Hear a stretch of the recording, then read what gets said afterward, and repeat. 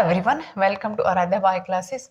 आज की 12th class की सीरीज के अंदर हम एक इंपॉर्टेंट टॉपिक करने जा रहे हैं, that is the menstrual cycle. Menstrual cycle होता किस में है? प्राइमेट्स में। प्राइमेट्स कौन? Apps, monkey and human beings.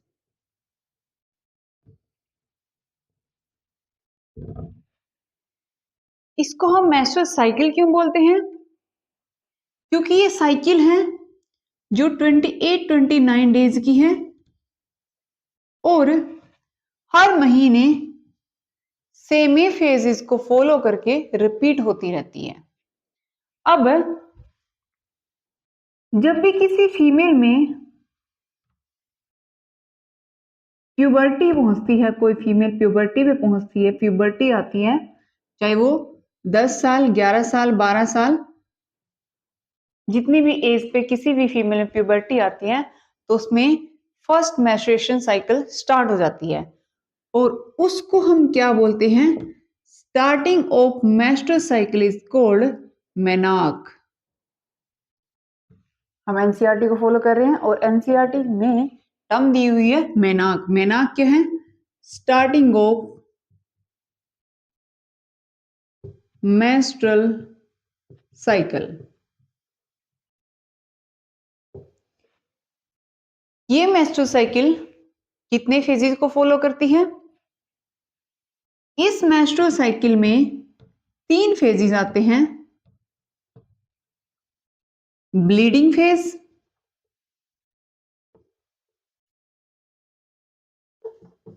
follicular phase and last is the luteal phase. Bleeding phase 3 to 5 days का होता है। फॉलिकुलर फेज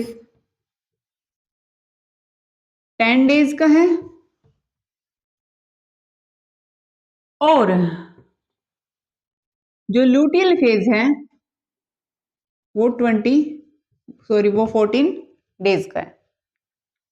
तो हम फेजेस को पढ़ेंगे कि कौन से फेज में क्या होता है।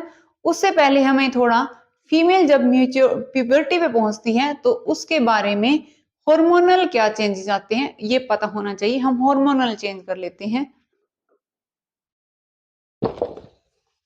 जब भी कोई फीमेल प्यूबर्टी पे पहुंचती है तो जैसे मेल के अंदर एक ग्लैंड एक्टिवेट हो जाती है, ये लगा लो कि हाइपर एक्टिवेट हो जाती है, that is the hypothalamus. Hypothalamus gland puberty के टाइम पे, एट प्यूबर्टी, किसमें?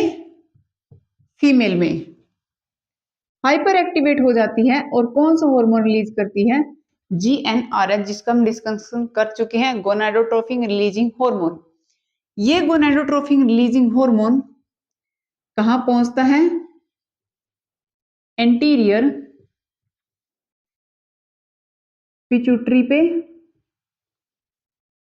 और एंटीरियर पिट्यूटरी से ये 2 हार्मोन को रिलीज करवाता है, FSH और LH, फॉलिकल स्टिमुलेटिंग हार्मोन और ल्यूटेलाइजिंग हार्मोन। अब ये फॉलिकल स्टिमुलेटिंग हार्मोन और ल्यूटेलाइजिंग हार्मोन ही रिस्पॉन्सिबल है मेंस्ट्रुअल साइकिल के स्टार्टिंग में और ओव्यूलेशन में। हम स्टडीज कर लेते हैं। जब भी पीछे वाली मेंस्ट्रुअल साइकिल एंड होती है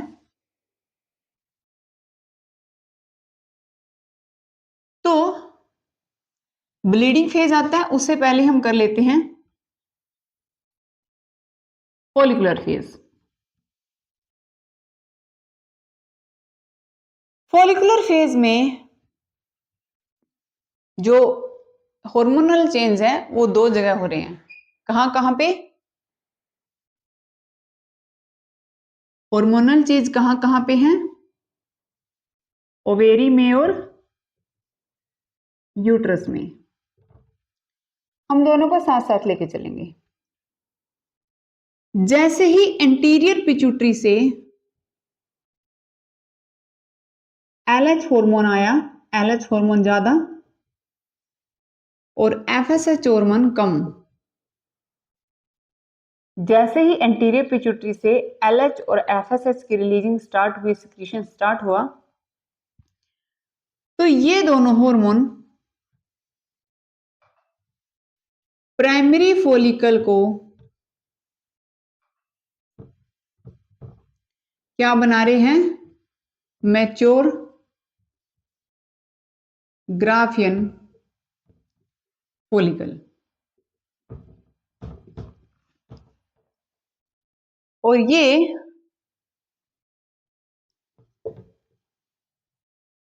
सिक्रीशन 10 दिन तक होता है। At the 14th days of menstrual cycle, LH hormone maximum हो जाता है, पिक पे पहुंच जाता है।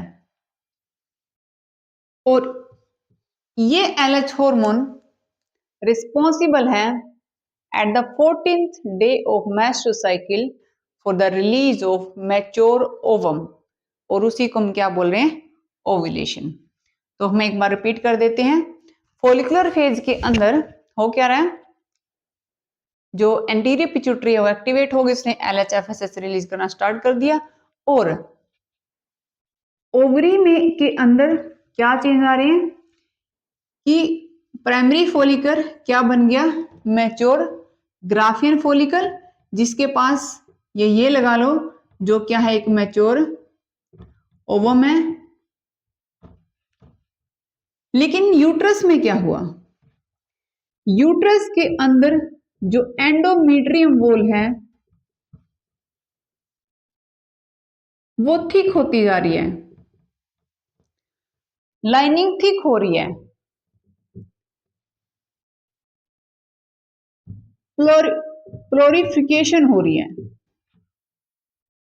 प्लोरिफिकेशन हो रही है मतलब एंडोमेट्रियम की वॉल बार बार डिफरेंशिएट कर रही है और वो अपनी साइज को क्या कर रही है? थिक कर रही है।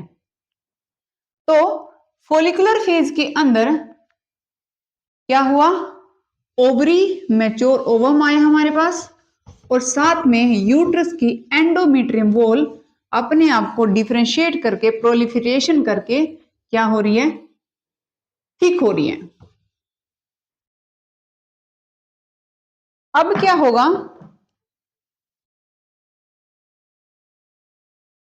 जो ग्राफिन फॉलिकुलर है, क्योंकि हम oogenesis पढ़ चुके हैं, तो जो ग्राफियन फॉलिकल है उसके पास जो थीका सेल्स हैं,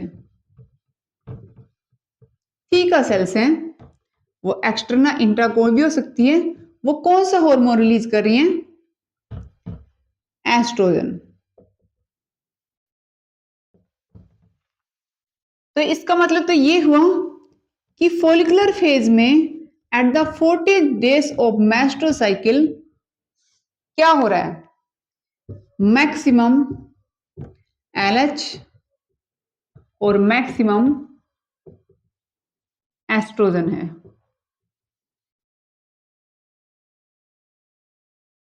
अब जब मैक्सिमम एस्ट्रोजन पहुंच गया, तो ये मैक्सिमम एस्ट्रोजन एंटीरियर पिट्यूटरी पे इनिबिटरी इफेक्ट भेजेगा। एंटीरियर पिट्यूटरी को बोलेगा कि अब एलएच सिक्रीशन करना बंद कर दो। मैक्सिमम एस्ट्रोजन कहां से आया?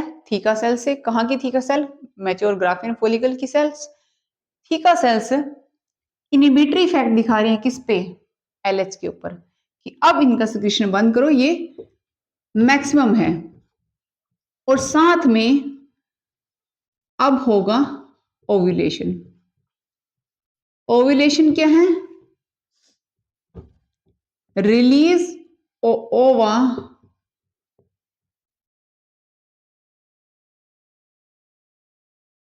From mature Graafian follicle at the 40th days of menstrual cycle। इसको हम क्या बोले कि ओवुलेशन हो गया। अब ओवुलेशन के बाद नेक्स्ट फेज क्या आएगा, that is the luteal phase.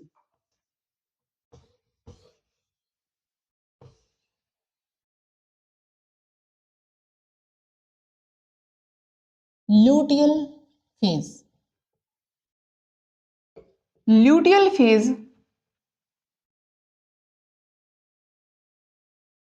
Ovary, luteal phase, luteal phase के अंदर कब होगा ये, after ovulation. After ovulation luteal phase में ये भी दोनों जगह होगा, ओवेरी में भी और यूट्रस में भी। ओवेरी के अंदर क्या होगा, ओवेरी के अंदर अब जो ग्राफियन फोलिकल ओव्यूलेशन कर चुका है, एग को बाहर रिलीज कर चुका है at the 14th day of menstrual cycle, अब वो एक खाली एम्प्टी कार्पस लूटियम में चेंज हो जाएगा। एक खाली एक एम्प्टी कार्पस ल्यूटियम में चेंज हो जाएगा और यूट्रस में दो चेंजेस आएंगे। दो क्या क्या वो देख लेते हैं, उससे पहले एक चीज और। अब ये जो कार्पस ल्यूटियम है जिसके पास ओवा नहीं है क्योंकि मैच्योर ओवम रिलीज हो चुका है, ये कार्पस ल्यूटियम कंटिन्यूसली एक हार्मोन रिलीज करेगा जिसको हम क्या बोले, progesterone. Large amount of progesterone बस less amount of oestrogen. Uterus में क्या क्या चेंजेस आए, दो पॉसिबिलिटी है, इफ एग गेट फर्टिलाइज्ड। दूसरी पॉसिबिलिटी क्या है, if egg did not fertilised. पहली पॉसिबिलिटी तो क्या है कि एग फर्टिलाइज हो गया, दूसरी पॉसिबिलिटी क्या है कि एग फर्टिलाइज नहीं हुआ। पहले तो हम देख लेते हैं कि एग फर्टिलाइज हो गया तो क्या होगा, जो यूट्रस की एंडोमेट्रियम वॉल है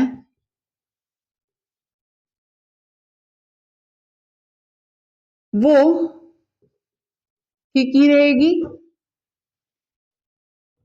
रिटेन रहेगी, ब्रेकडाउन नहीं होगी और इसके लिए एंडोमेट्रियम की वॉल को रिटेन करने के लिए कौन सा हार्मोन रिस्पॉन्सिबल है, प्रोगेस्टेरोन। ये प्रोगेस्टेरोन हार्मोन कंटिन्यूसली एंडोमेट्रियम वॉल को मेंटेन करके रखते हैं, इसको ब्रेकडाउन नहीं होने देता, क्योंकि ये एंडोमेट्रियम वॉल रिस्पॉन्सिबल है इम्प्लांटेशन के लिए। अब इम्प्लांटेशन क्या होता है, जब भी एग और स्पर्म मिलते हैं तो जाइगोट बनता है और वही जाइगोट जब मोरूला ब्लास्टुला में चेंज हो जाता है तो वो ब्लास्टुला, ये लगा लो सिंपल लैंग्वेज में कि वो एम्ब्रियो जब भी मदर की यूट्रस की वॉल से अटैच होता है उसको हम क्या बोलते हैं, इम्प्लांटेशन। इम्प्लांटेशन क्या है, it is a process by which embryo get embedded in the uterus wall of the female. Female की यूट्रस वॉल में कोई भी एम्ब्रियो जब एम्बेडेड हो जाता है, अटैच हो जाता है, उसको हम क्या बोलते हैं, इम्प्लांटेशन। दूसरा क्या है कि एग फर्टिलाइज नहीं हुआ, एग फर्टिलाइज नहीं हुआ तो कार्पस ल्यूटियम भी धीरे धीरे ब्रेक डाउन हो जाएगी और हार्मोन रिलीज करना बंद कर देगी और क्या बन जाएगी, कार्पस एल्बिकेंस। अब एंडोमेट्रियम वॉल का क्या हुआ? एंडोमेट्रियम वॉल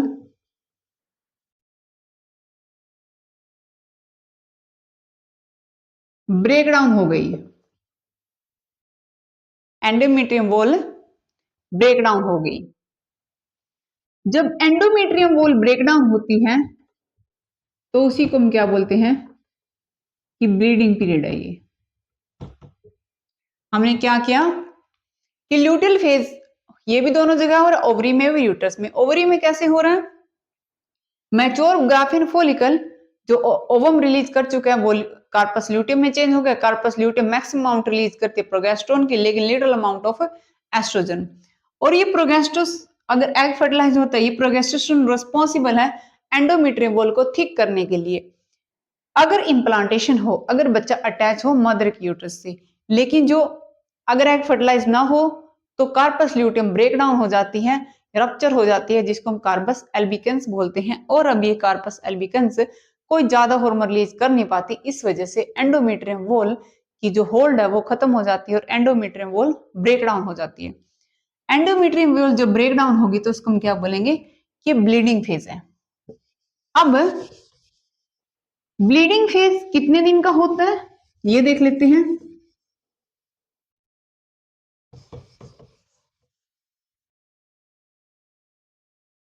जो बिल्कुल स्टार्टिंग फेज है, क्योंकि वो लास्ट मेंस्ट्रुअल के खत्म होने के बाद आया था। अब ये क्या है? Bleeding phase. Bleeding phase